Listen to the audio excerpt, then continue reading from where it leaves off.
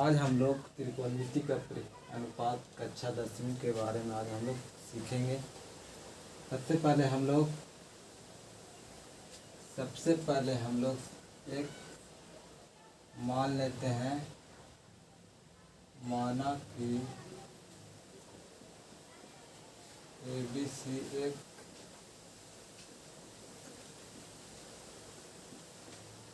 समकोण त्रिभुज है।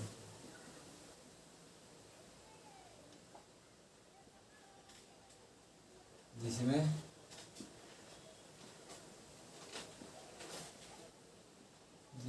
बी कोण है जो 90 डिग्री है। मान लेते हैं ये समकोण त्रिभुज है। ये हो गया मेरा समकोण त्रिभुज। इसमें बी दिया हुआ है, इसको ए मान लेते हैं, इसको बी, इसको सी। बी है जो 90 डिग्री दिया हुआ है। अब हम लोग अगर एंगल सी को कोण मानते हुए सी के जो सामने वाला होगा वो हो जाएगा लंब, जिसको हाइपोटेनस भी कहते हैं या इसको सम्मुख भुजा भी कहते हैं।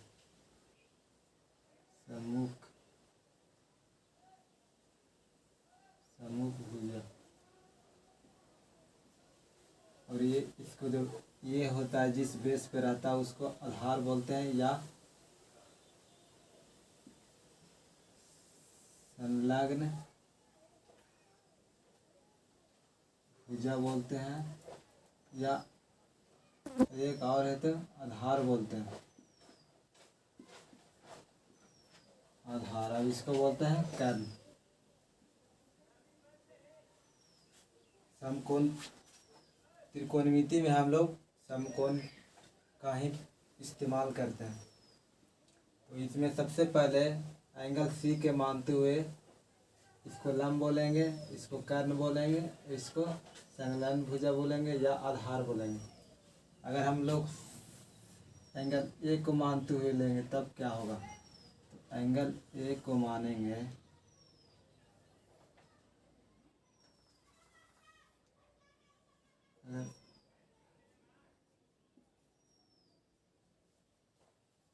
एंगल ए को मानते हुए लेंगे तो ए के सामने वाला जो भुजा हो जाएगा वो हो जाएगा लंब। ये हो जाएगा आधार और ये हो जाएगा कर्ण।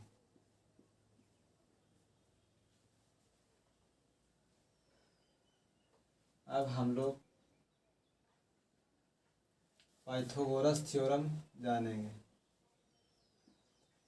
पाइथागोरस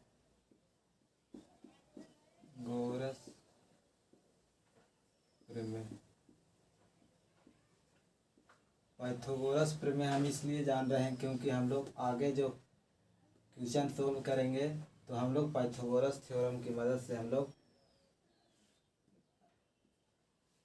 से हम लोग जो किसी भुजा दिया हुआ रहेगा, दो भुजा दिया हुआ रहेगा तो तीसरा भुजा नहीं दिया हुआ रहता है, तो उसको हम लोग निकालने के लिए हम लोग पाइथागोरस प्रमेय को प्रयोग करते हैं। इसलिए हम लोग पाइथागोरस प्रमेय को जानना जरूरी है। तो पाइथागोरस प्रमेय में होता है कि कर्ण का स्क्वायर बराबर होता है लंब का स्क्वायर प्लस आधार का स्क्वायर। तो हम लोग कर्ण का स्क्वायर बराबर होता है लंब के स्क्वायर प्लस आधार के स्क्वायर होता है। इसमें अगर एंगल सी को मानते हुए ये तो कर्ण हो गया, तो इसमें ये वाला इसके लिए हो जाएगा AC का स्क्वायर बराबर AB का स्क्वायर प्लस BC का स्क्वायर। AB के स्क्वायर प्लस BC के स्क्वायर, ये हो जाएगा इसके लिए। अगर इसके लिए कर्ण अगर पूछ दिया जाए तो इसके लिए हो जाएगा AC के स्क्वायर बराबर हो जाएगा, ये हो जाएगा लंब का स्क्वायर मतलब BC का स्क्वायर प्लस आधार AB का आधा स्क्वायर, ये दोनों ही सेम है, ये दोनों सेम ही आ रहा, इसलिए हम लोग कर्ण का स्क्वायर बराबर लंब का स्क्वायर हम लोग पाइथागोरस प्रमेय। अब हम लोग आगे जो त्रिकोणमिति का जो भी फॉर्मूला होता है उसके बारे में हम लोग सीखेंगे।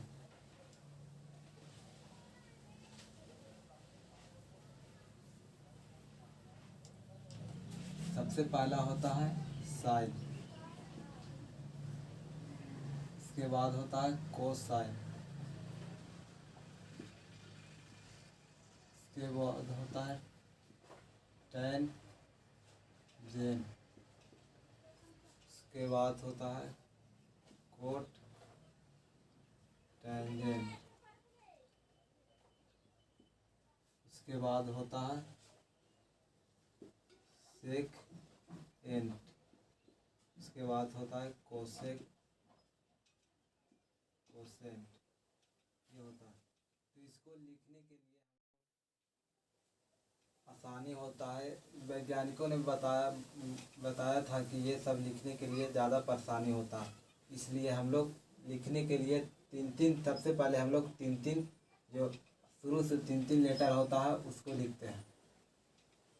यहाँ पे साइन हो गया, उसके बाद कोस हो गया, टेन हो गया, उसके बाद कोट हो गया, उसके बाद सेक हो गया, उसके बाद कोस हो गया। तो यहाँ पे दिक्कत ये हो रहा था कि यहाँ पे दो गो, यहाँ भी कोस है, यहाँ भी कोस है, तो कोसेक को कहा कि नहीं हमको कोसेक कोस हो जा रहा है, तो यहाँ पे कोसेक के लिए हमको 5 लेटर चाहिए, तो यहाँ पे 5 लेटर कर दिया गया कोसेक। अब हो गया हम लोगों को साइन कोस टेन कोट और सेक और कोसेक। अब हम लोग इसी की मदद से हम लोग अनुपात निकालेंगे। तो त्रिभुज मान लेते हैं, समकोण है, एंगल ABC, ये इसके सामने वाला तो हो जाएगा लंब, ये हो जाएगा आधार और ये हो जाएगा कर्ण। अब साइन कोस टेन और कोट सेक और कोसेक, जब तक हम लोग इसे एंगल नहीं देंगे जब तक ये आगे नहीं बढ़ेगा। तो इसको एंगल देने के लिए एंगल अगर सी से लेते हैं तो एंगल सी हो जाएगा, इसको में भी सी हो जाएगा, सी एंगल सी, ये सी। अगर साइन सी बराबर होता है लंबाई कर्ण, सी बराबर क्या हो जाएगा लंबाई कर्ण, AB बटा AC होता है, तो हो जाएगा AB बटा AC, इसको बोलते हैं लंब बटा कर्ण। अब आगे कोस का होता है आधार बटा कर्ण होता है, तो हो जाएगा BC बटा AC, इसका हो जाएगा आधार बाई कर्ण। इसको हम लेते हैं टेन सी को, टेन सी क्या हो जाएगा, टेन सी बराबर होता है लंब बाई आधार, तो हो जाएगा AB बटा BC, लंब बटा आधार। के बाद कोट सी बराबर होता है आधार बाई लंब, तो हो जाएगा BC बटा AB, मतलब हो जाएगा आधार बटा लंब। के बाद है तो सेक होता है कर्ण बाई आधार, तो इसमें कर्ण दिया हुआ AC बटा हो जाएगा BC, कर्ण बटा आधार। अब कोसेक बराबर होता है कोसेक सी बराबर होता है क्या, कर्ण बाई लंब। तो यहाँ हो जाएगा AC बटा AB हो जाएगा कर्ण बाई लंब।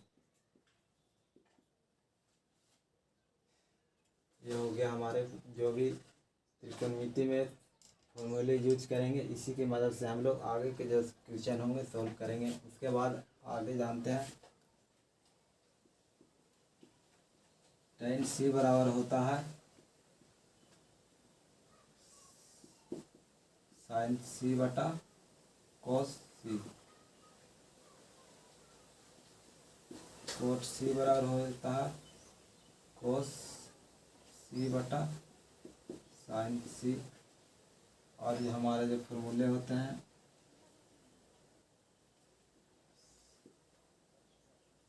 sin C का उल्टा होता है कोसेक C, cos का उल्टा होता है sec C, और tan C का उल्टा होता है cot C, और cot C का उल्टा है 1 बटा tan C होता है, और sec C बराबर होता है 1 बटा cos C, और cosec C का उल्टा होता है 1 बटा sin C। ये हमारे फॉर्मूले हैं। आज के लिए इतना ही। अब हम लोग अगले प्रश्न में प्रश्नावली 1 का क्वेश्चन सोल्व करेंगे।